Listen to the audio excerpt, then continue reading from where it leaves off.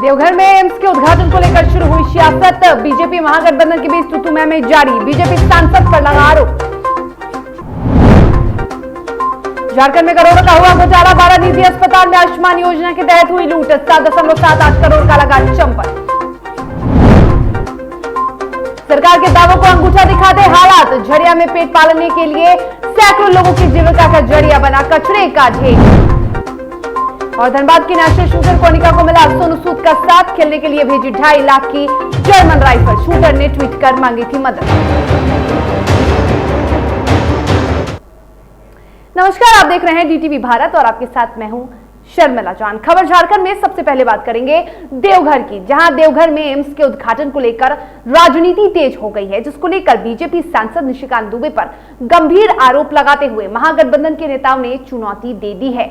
आपको बता दें कि संथाल परगना क्षेत्र के लिए साल 2013 में एम्स की स्थापना की स्वीकृति दी गई थी, जिसका निर्माण 2016 से शुरू हुआ और अब बनकर तैयार है। लेकिन इसके उद्घाटन को लेकर तू मैं अब भी जारी है। यह अस्पताल केंद्र सरकार के द्वारा तैयार किया गया है और इसके बाद रेगुलर निर्देशन होने के कारण एग्जीक्यूटिव डायरेक्टर ने मुख्यमंत्री से मिलकर उद्घाटन की स्वीकृति मांगी थी और कोरोना काल को देखते हुए उद्घाटन कार्यक्रम को वर्चुअल तरीके से तय किया गया था। लेकिन कार्यक्रम स्थगित होने के साथ ही राजनीति भी तेज हो गई और इसको लेकर अब कांग्रेस विधायक का क्या कहना है, जरा ये सुनिए।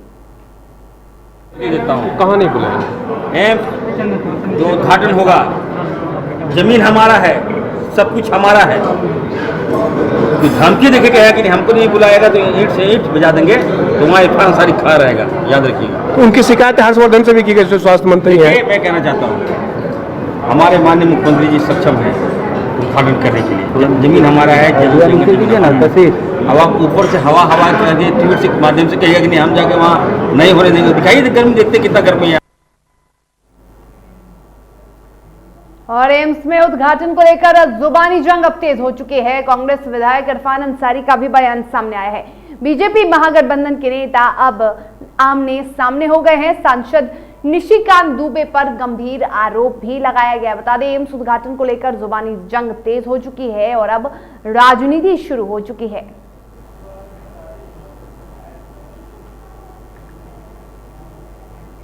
और गढ़वा जिले के 12 निजी अस्पतालों की ओर से केंद्र सरकार की महत्वाकांक्षी आयुष्मान भारत योजना में 7.78 करोड़ रुपए के गबन का मामला उजागर हुआ है। इस बाबत गढ़वा के डीसी राजेश कुमार पाठक ने स्वास्थ्य, चिकित्सा, शिक्षा और परिवार कल्याण विभाग के सचिव को पत्र लिखकर उच्च स्तरीय जांच की सिफारिश की। बता दें कि डॉक्टर और स्वास्थ्यकर्मी नहीं होने के बावजूद इन अस्पतालों को आयुष्मान योजना में करोड़ों रुपए का भुगतान किया गया है। लेकिन जब सूची में दर्ज चिकित्सा कर्मियों की अस्पताल उपस्थिति की औचक जांच हुई तो वे नदारद दिखे। तो गढ़वा में करोड़ों के घोटाले का खुलासा हुआ है और ये घोटाला हुआ है आयुष्मान योजनाओं के तहत। जी हां, आयुष्मान योजना के तहत ये घोटाला हुआ है, जिसमें अस्पतालों में चिकित्सा कर्मी मौजूद नहीं है। बिना स्वास्थ्य कर्मी और चिकित्सा कर्मियों के ही अस्पताल चलते हैं। और ये सिर्फ एक अस्पताल की स्थिति नहीं है, ऐसे 12 अस्पताल हैं गढ़वा में जहां पे चिकित्सा कर्मी मौजूद नहीं होते हैं। और वैश्विक महामारी कोरोना से एक और आम जनजीवन अस्त व्यस्त हो गया है, तो वहीं कईयों का रोजी रोजगार भी छिन गया है। दूसरी ओर इस महामारी में पीड़ित लोग अपने जनप्रतिनिधि को ढूंढ भी रहे हैं, उनसे मदद की गुहार लगा रहे हैं, लेकिन जनप्रतिनिधि हैं जो क्षेत्र छोड़कर गायब हो चुके हैं। और इसी कड़ी में राजधानी रांची से सटे इलाके खिजड़ी विधानसभा क्षेत्र में जनता ने अपने विधायक की तलाश के लिए पोस्टर चस्पा किया है। दरअसल खिजड़ी विधानसभा क्षेत्र के विधायक राजेश कश्यप हैं, जिन्होंने अपने क्षेत्र के लोगों का हाल नहीं जाना है, जिससे नाराज जनता ने अपने विधायक की तलाश शुरू कर दी है, जिसको लेकर अब विपक्षी दलों ने भी हमला बोलना शुरू कर दिया है। खिजड़ी के विधायक राजेश कश्यप जी का जो पोस्टर पूरे तरीके से उनके क्षेत्र में चिपकाया गया है, उसमें साफ है कि वो अपने क्षेत्र में दिखते नहीं है, जनता की समस्याओं के प्रति वो सजग नहीं है। पर सिर्फ उनकी बात नहीं करें, अभी महागठबंधन के जितने घटक दल हैं उनके सारे विधायक ऐसा लगता है कि गायब हो गए हैं जनता के बीच से और अपने गेटिंग सेटिंग में लगे हैं। केंद्र और राज्य की सरकार बेटी बचाओ बेटी पढ़ाओ का संदेश देती है। गरीब निसहाय असहाय लोगों की पेट भरने और भूख मिटाने को लेकर लुभावने वादे करती है, लेकिन हालात ऐसे हैं कि भूख मिटाने के लिए युवतियां मानव तस्करी का शिकार हो जा रही हैं। ये जरा रिपोर्ट देखिए। कितना पढ़ाई कर रही है? 10वीं फर्स्ट डिवीजन की है।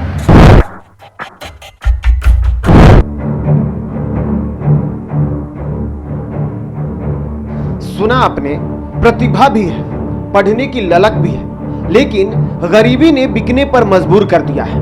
ये हम नहीं कह रहे, बल्कि मानव तस्करी की शिकार ये बच्ची खुद कह रही है। मैं दिल्ली जाना चाह रही थी और मैं बहुत गरीब परिवार की थी और इतना पैसा देंगे बोला, फिर बहलाया फुसलाया, नहीं मतलब अच्छा काम लगा देंगे, दिलवा देंगे बोला। दरअसल केंद्र और राज्य की सरकारें बेटी बचाओ बेटी पढ़ाओ का संदेश देती है। गरीब निसहाय लोगों की पेट और भूख मिटाने को लेकर रोजगार और तरह तरह के लोक लुभाने वादे करती है। शहर हो या गांव, नई नई योजनाओं का उद्घाटन और लोकार्पण कर बेहतर हालात बनाने की दावा तो करती है, लेकिन स्थितियां सुधर नहीं पाती हैं। हालात ऐसे हैं कि गरीबी का सितम और कमबख्त पेट की भूख मिटाने के लिए लोग बिकने पर मजबूर हो जाते हैं, जिसका नजारा झारखंड के गुमला में देखने को मिला है।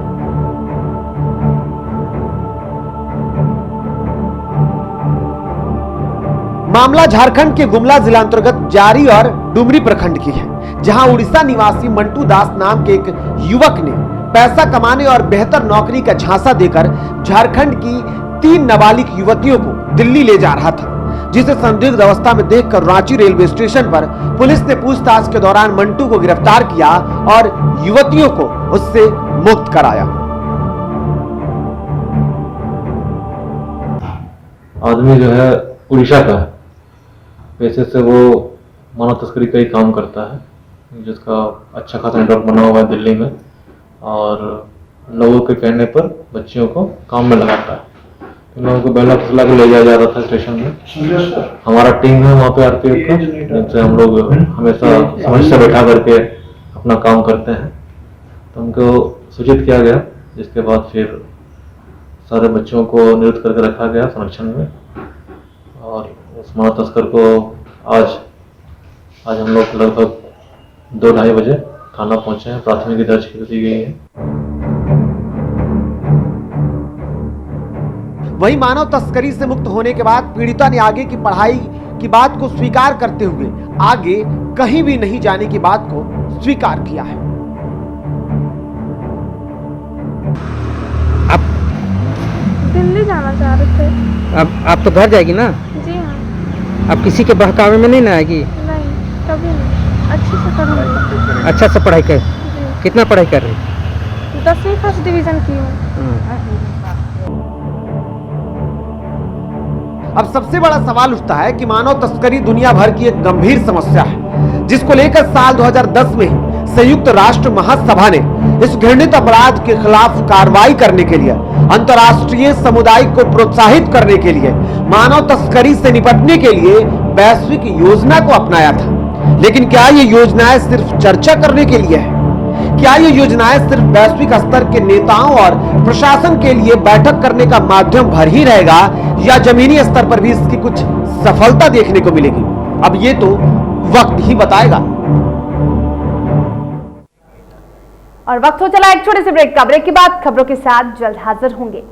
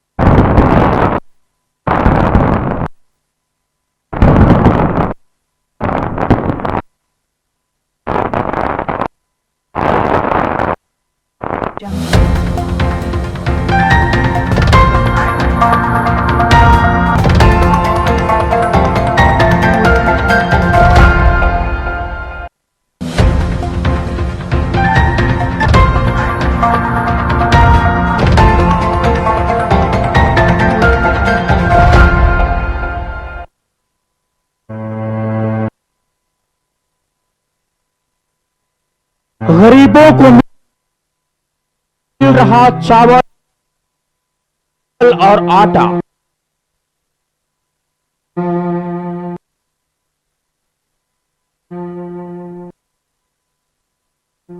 कितना सच है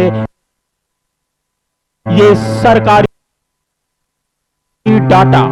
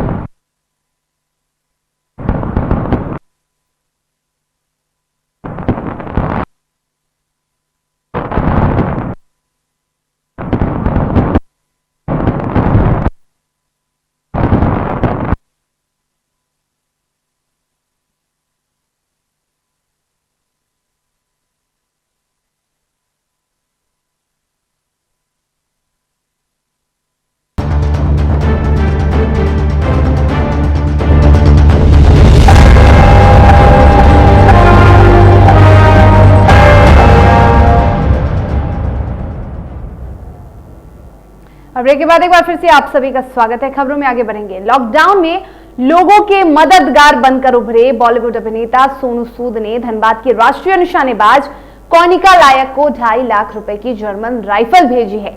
खुद की राइफल नहीं होने की वजह से कोनिका को दोस्तों से उधार मांगकर टूर्नामेंट खेलना पड़ता था। 10 मार्च को सोनू सूद ने कोनिका को ट्वीट कर राइफल देने का वादा किया था। यह राइफल जर्मनी से आने की वजह से धनबाद पहुंचने में देर हुई। बता दें कि कोनिका ने कहा है कि सोनू सूद ने खुद वीडियो कॉल कर उनसे बातचीत भी की। आपको बता दें कि कोनिका राइफल दिलाने की गुहार मंत्री से विधायक तक लगा चुकी थी। कोनिका ने राज्य स्तर पर 1 दर्जन से अधिक मेडल भी जीते हैं। 2017 में नेशनल टूर्नामेंट में झारखंड की ओर से सबसे अधिक पॉइंट कोनिका ने ही बनाए थे। तो अभिनेता सोनू सूद का साथ मिला है नेशनल शूटर कोनिका लायक को। सोनू सूद ने कोनिका लायक की मदद की है और आपको बता दें कि सोनू सूद ने उन्हें जर्मन राइफल 2.5 लाख की जर्मन राइफल भेजी है। और अब बिहार के राजनीतिक गलियारों की बात करेंगे। बिहार के राजनीतिक समीकरण का बदलना अब तय माना जा रहा है। तेजस्वी यादव और चिराग पासवान के एक साथ आने के संकेत लगातार मजबूत हो रहे हैं। आरजेडी की तरफ से एक बड़ा बयान भी सामने आया है। आरजेडी महासचिव श्याम रजक ने कहा है कि बिहार के हित के लिए तेजस्वी चिराग साथ आ सकते हैं। उन्होंने कहा कि चिराग पासवान से आरजेडी नेताओं की लगातार बातचीत हो रही है। श्याम रजक से बातचीत की हमारे सहयोगी अभिषेक ने, जरा सुनिए। राजद सुप्रीमो लालू प्रसाद यादव दिल्ली में हैं, तेजस्वी यादव तो दिल्ली में हैं ही, और आप भी जो हमारे पास जानकारी है दिल्ली में खूब रहे हैं, 2-4 दिनों तक रहे हैं दिल्ली में। वाकई स्क्रिप्ट लिख ली गई है। ये दावा रहा है आरजेडी का कि खेल होगा। तेजस्वी यादव का बयान आया, इस सवाल में थोड़ा आप हमको समझा दीजिए, हमारे दर्शकों को समझा दीजिए। खेल तो उसी दिन हो गया जिस दिन नीतीश कुमार जी जो नंबर 3 की पार्टी थी वो सत्ता में बैठ गई, और जिस तरह का उनके जो इलाई है उसके अंदर जो घमासान छुटा हुआ है, वो घमासान इस बात को आगाज दे रहा है कि वो आज नहीं कल किसी समय वो धड़धड़ा करके ताश के पत्ते की तरह गिरेगी। ताश के पत्ते का महल लंबा नहीं चलता है, और अब तो बाढ़ आने वाला है, बाढ़ में तो और स्थिति खराब होगी, तो उनको गिरना तय है, इसमें कहीं दौरान उसमें हम लोग की बहुत बड़ी भागीदारी नहीं है। वो खुद अपने कारणों से, अपने कर्मों से, वो अपने कला से वो टूटेंगे। जिस तरह से कालिदास पैर पर उसी पेड़ पर को काट रहे थे, डाल को जिस पर बैठे हुए थे, वही काम एनडीए के नेता लोग भी यही कर रहे हैं, उसकी पुनरावृत्ति कर रहे हैं। चिराग पासवान की तरफ आप लोगों ने, आरजेडी ने दोस्ती का हाथ बढ़ा दिया है, तेजस्वी यादव ने दोस्ती का हाथ बढ़ा दिया है। खबर है, आप इसको कंफर्म करेंगे कि 5 जुलाई को रामविलास पासवान की जयंती है और रामविलास पासवान की जयंती या फिर श्रद्धांजलि सभा आरजेडी मनाने जा रही है। और इसको लेकर बाकायदा चिराग पासवान का बयान भी आया है एक टेलीविजन चैनल पर। उन्होंने कहा है कि देखिए, अगर आरजेडी ऐसा करने जा रही है तो हम आरजेडी को धन्यवाद देंगे। हमारे पिता के बहुत अच्छे संबंध लालू प्रसाद यादव से रहे हैं और अब उनकी अगली पीढ़ी यानी तेजस्वी यादव भी हमारे पिता को सम्मान दे रहे हैं, तो अच्छी बात है। तो ये श्रद्धांजलि सभा निश्चित रूप से रामविलास पासवान जी लोजपा के नेता हो सकते हैं, थे, लेकिन वो जिस सवाल को लेकर लालू यादव लड़ते थे, गरीबों, मजलूमों की, सामाजिक न्याय की, सांप्रदायिक सद्भाव की, उस लड़ाई के एक बड़े वाहक भी रामविलास जी रहे हैं। और आपको याद होगा, जब एनडीए के लोगों ने, नीतीश कुमार जी ने साजिश कर करके रामविलास जी को लोकसभा में परास्त करने का काम किया, तो लालू यादव जी ने कहा कि रामविलास पासवान जैसे लोगों को संसद में जाना चाहिए और संसद में अपनी आवाज़ बुलंद करना चाहिए गरीबों की, जनता की। और उन्होंने अपने कोटा से राज्यसभा में उनको भेजने का काम किया। ये कोई मरवत नहीं किया था, वो बिहार की जनता के सवाल के लिए और उन गरीब मजलूमों की आवाज़ के लिए रामविलास जी को उन्होंने भेजने का काम किया था। रामविलास जी बराबर दलितों की, गरीबों की, सब लोग की बात करते रहे हैं। तो निश्चित रूप से आज वो हमारे बीच नहीं है। 5 जुलाई को हमारा 25वां सालगिरह भी है, हमारी पार्टी का और सालगिरह है, स्थापना दिवस है।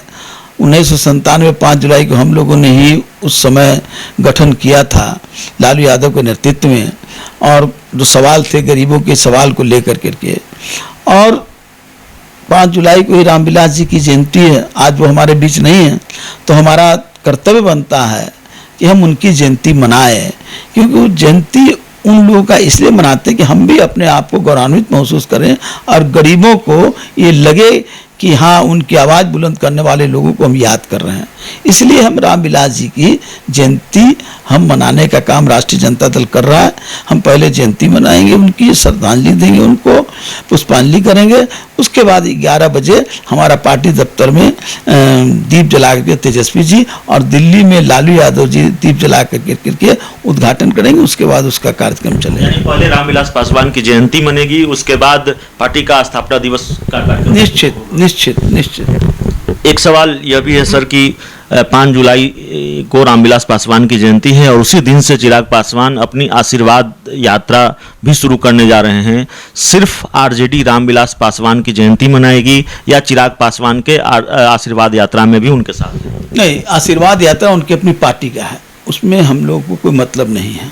लेकिन मैं इस बात को मजबूती के साथ पूरे हर तरह से सक्षम होकर के कह रहा हूँ कि चिराग पासवान जी के साथ जो रामविलास जी का जो वोट बैंक था, जो उनके अनुयायी थे, जो उनके प्रति जो आकर्षण था जिन लोगों का, वो सब लोग चिराग पासवान जी के साथ हैं।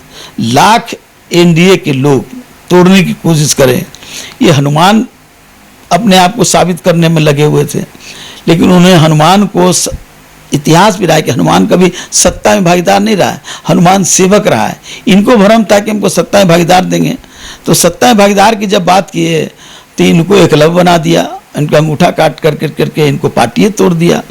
तो इनको भी इस बात का एहसास हो रहा है, तो वो अब जनता के बीच जा रहे हैं।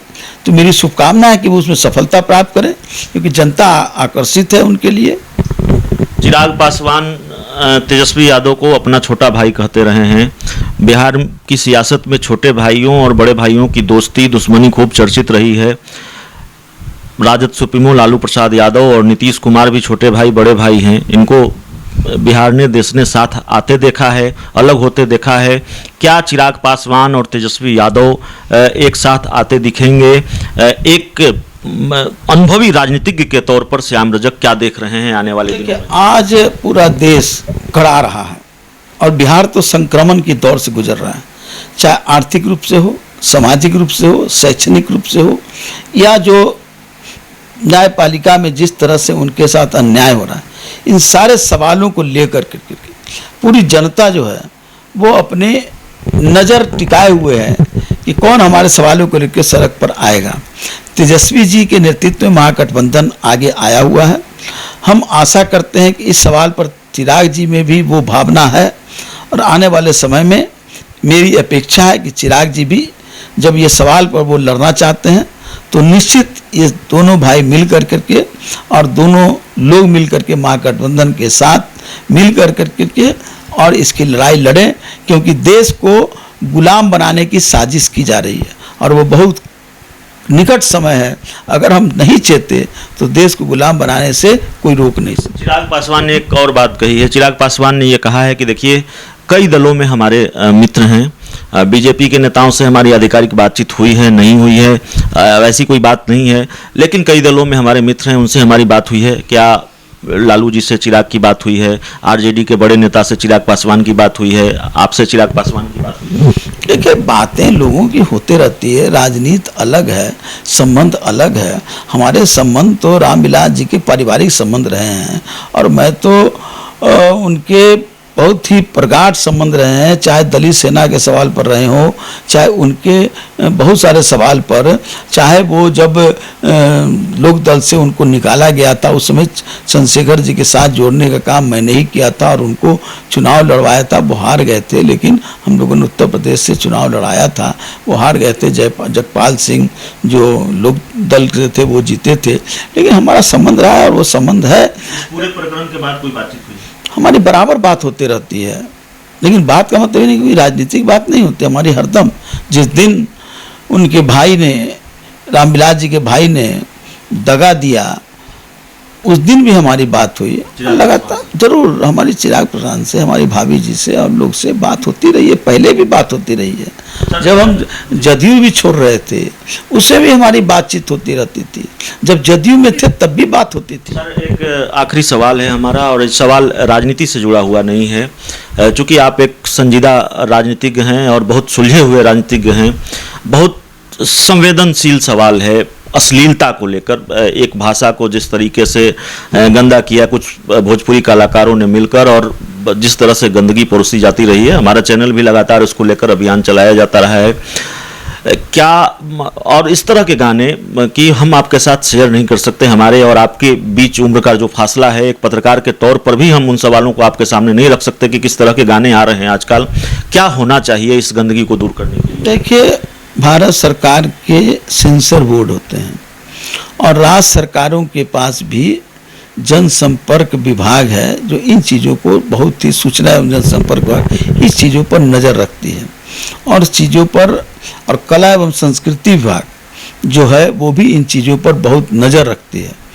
और लेकिन सरकार की कोई प्राथमिकता नहीं है, क्योंकि इनकी प्राथमिकता संस्कृति नहीं है, इनकी प्राथमिकता अपसंस्कृति, इसलिए इन चीज़ों पर कोई ध्यान नहीं दे रहे। लेकिन यही इसीलिए मैं कह रहा हूँ कि देश की संस्कृति को ख़त्म करने का काम, देश की जो हमारी राष्ट्रीयता है उसको परिवर्तित करके उसका परिभाषा बदलने का काम इस एनडीए के द्वारा हो रहा है और ये बड़ी दुर्भाग्य है। हम आम जनता से कहेंगे कि ऐसे लोगों का प्रतिवाद करना चाहिए और सरकार को भी मैं सलाह देना चाहूँगा एक सामाजिक कार्यकर्ता के नाते कि आप इस चीज़ों को नज़रअंदाज न करें, क्योंकि संस्कार रहेगा, संस्कृति रहेगा, तभी राज्य रहेगा, समाज रहेगा। चलिए, हमारे साथ आरजेडी के, और सिर्फ आरजेडी के नहीं, बिहार की दिग्गज राजनीतिक शख्सियत हैं और बहुत ईमानदारी से, बहुत बेबाकी से सवालों के जवाब देते हैं और इसीलिए राजनीति के जो लोग हैं उनमें अलग नज़रिए से देखा जाता है। थोड़ा इनका यही अंदाज और मिजाज इनको दूसरों से अलग बनाता है।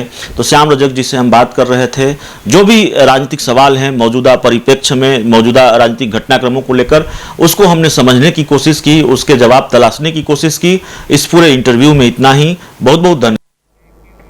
और इसी के साथ बुलेटिन में फिलहाल इतना ही। तब तक के लिए मुझे दीजिए इजाजत। आप स्वस्थ रहिए, सुरक्षित रहिए और देखते रहिए DTV भारत। नमस्कार।